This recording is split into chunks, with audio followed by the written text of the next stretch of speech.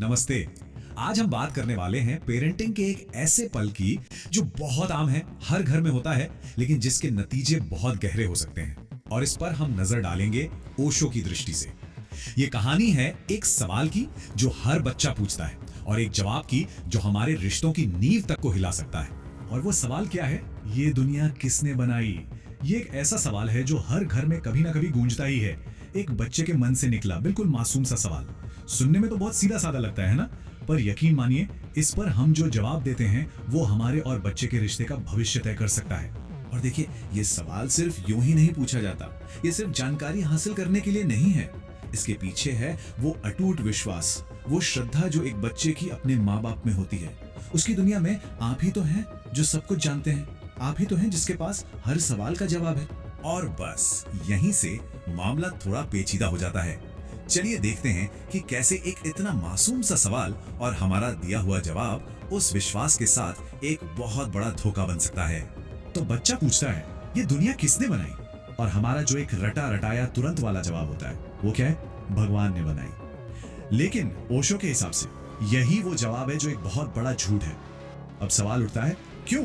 ये झूठ क्यों है? क्योंकि हम एक ऐसी बात कह रहे हैं जिसके बारे में सच कहें तो हमें खुद कुछ नहीं पता। ये जवाब बहुत आसान है, बहुत सुविधाजनक है, पर ये ईमानदार नहीं है। ओशो इस पर बहुत सीधी और कह सकते हैं कि चुभने वाली बात कहते हैं। वो पूछते हैं, किसको धोखा दे रहे हो? अरे उसी को जिसकी श्रद्धा तुम पर है।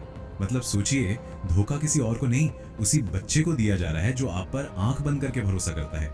तो ये सिर्फ एक गलत फैक्ट बता देना नहीं है, नहीं, ये उस रिश्ते की जो बुनियाद है ना, जो भरोसा है, उस पर सीधा हमला है।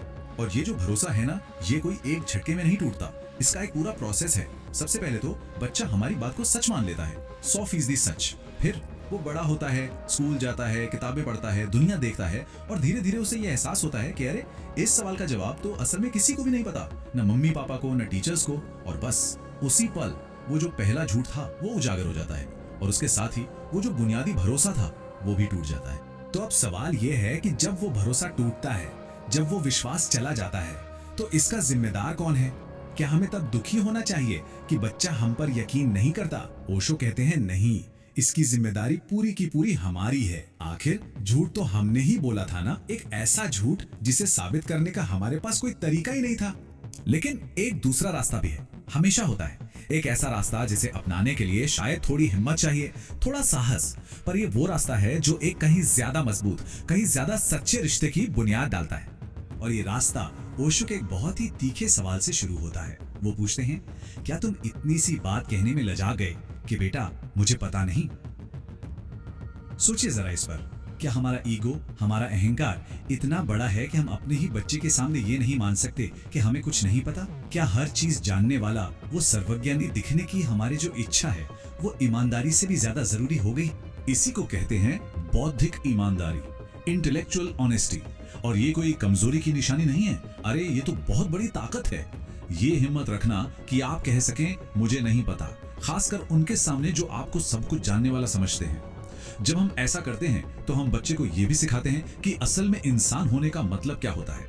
तो जब हम ईमानदारी का ये साहसी रास्ता चुनते हैं ना, तो हम सिर्फ एक झूठ बोलने से नहीं बचते, हम असल में एक बहुत ही खूबसूरत संभावना का दरवाजा खोल देते हैं। हम उस सवाल पर बात को खत्म नहीं करते, बल्कि हम एक नई यात्रा की शुरुआत करते हैं एक साथ। जरा सोच कर देखिए, ये बातचीत कितनी सुंदर हो सकती है, कितनी सरल पर कितनी शक्तिशाली।